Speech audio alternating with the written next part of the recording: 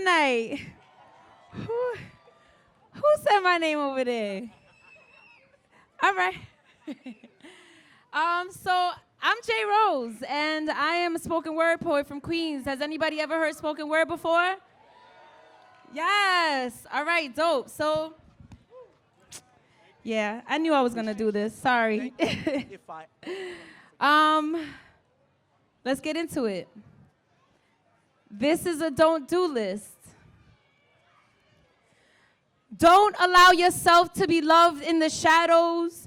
You deserve to be praised through echoes of light. You are not a secret garden. Let your flowers bloom loudly and as vibrant as your spirit.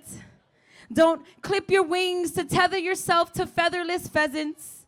Soar so high that any man who wants to be close to you has to raise his standards just to be within your reach. Don't pour into cups riddled with unsealed holes. You'll only end up empty, unable to pour into your own. Don't hold your tongue. Your lips were not made to be levees. They are rivers that overflow with wisdom, medicine, and magic. Don't build a home in someone else's darkness. Just because you were birthed by sun and raised by moon doesn't mean you should eclipse your light to be put in rotation. Your complexities are as intricate as a solar system. Let these men orbit around you like unsettling satellites until you meet your comet of commitment. Don't swipe right. Get the hell off the apps. They not looking for a wife. You are worthy of taking a seat at the love table without reservations. And after dessert, you deserve a big tip without hesitation, because there's something so beautiful about reciprocation. Don't act like you belittle because a man belittled you in your soft girl era. You've pitched enough thick skin for far too long. These extra innings are for you to grand slam, home run your way into the healthiest, most loving home base you could ever imagine. Don't let these players make short stops between your legs. You are far more than a filler between their past and their future. You are beyond the now and the later, like past lives and soul ties, switching games like you're Deion Sanders coming off the sidelines. You are a World Series served in a Super Bowl. A record-breaking 90-yard catch most men have fumbled. Don't let them intercept and touchdown on your playing fields. Keep them humbled. Don't picture them in your end zone just to be tackled into their friend zone, because that's a false start. Don't give them 4 chances to put you down first. There's no safety in that. Make change like you just gave them a quarterback. Don't let a man get too comfortable with having you. Giving Southern comfort does not make you a comfort zone, but do know you're a safe space for the right man to grow. Planting accountability and communication as seeds to sow. Don't share a bed with someone who sleeps peacefully knowing your pillows are soaking in tears. You've been haunted enough times to recognize ghosts of neglect. Don't let these energy pirates wave you off like a one-time courtesy. Your oceans are deep enough to drown men in happiness, and anyone blessed enough to swim with you will protect your sacred waters.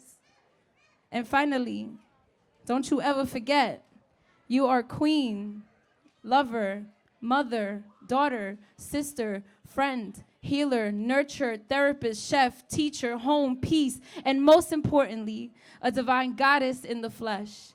And anyone claiming to love you would never allow you to feel like anything less.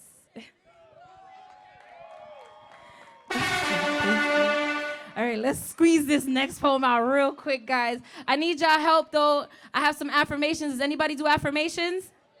All right, so I ask you to repeat after me. I am worthy of wealth. I am worthy of health. I love myself. I trust myself. I am enough.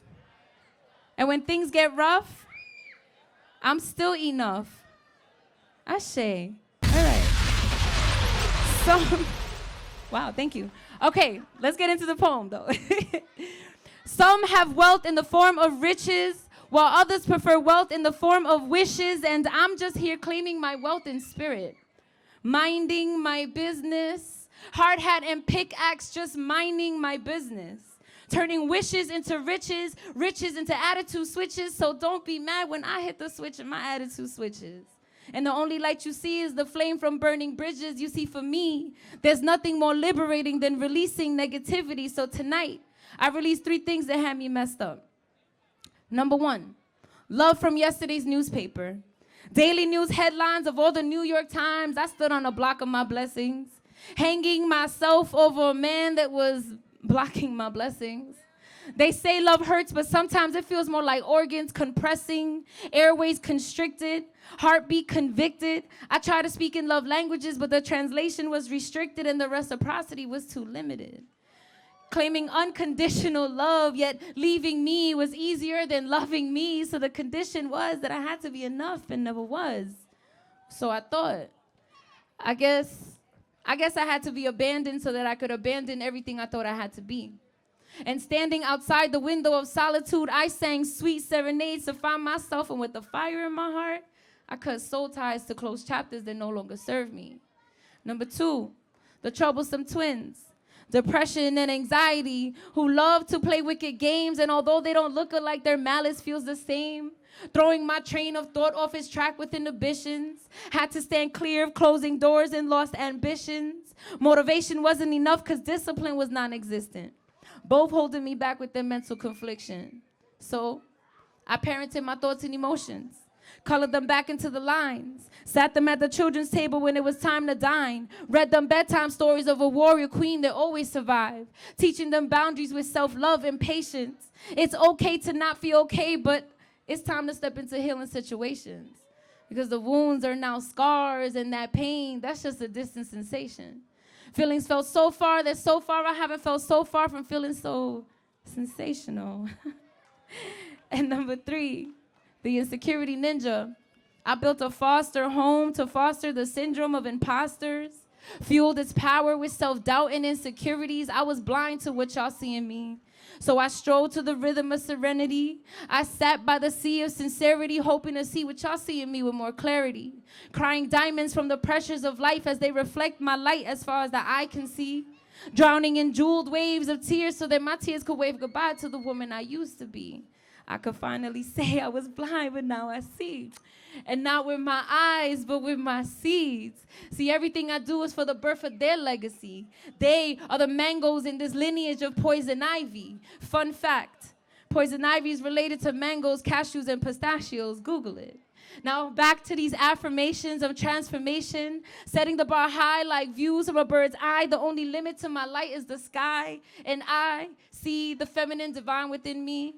I see my ancestors within me. I see the love within we. I see the unity within we. I see the we within me and the me within we. So repeat after me. I am worthy of wealth. I am worthy of health. I love myself. I trust myself. I am enough. And when things get rough, I'm still enough. Ashe. Thank you, guys.